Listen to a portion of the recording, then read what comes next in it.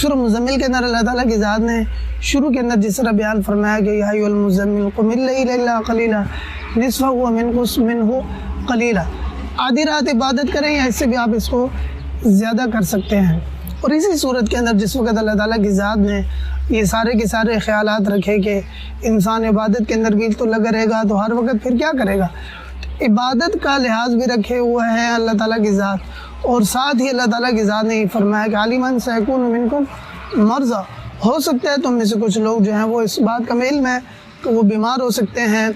اور وآخرون یضربون فی الارض یبتغون من فضل اللہ۔ یہاں پر اللہ تعالیٰ کی ذات نے جو بیان فرمایا ہے کہ کچھ لوگ جو ہیں وہ ہو سکتا ہے سفر کے اندر ہوں، تو سفر کے اندر ہونے کی وجہ سے ان کی عبادت کے اندر جو ہے وہ کمی آ سکتی ہے، لیکن سفر کے اندر اللہ تعالیٰ کی ذات نے جو بیان فرمایا نا یضربون فی الارض یبتغون من فضل اللہ، کہ وہ سفر کیوں کرتے ہیں؟ سفر اس لیے کرتے ہیں تاکہ وہ اللہ تعالیٰ کے ذات کا فضل تلاش کر سکے۔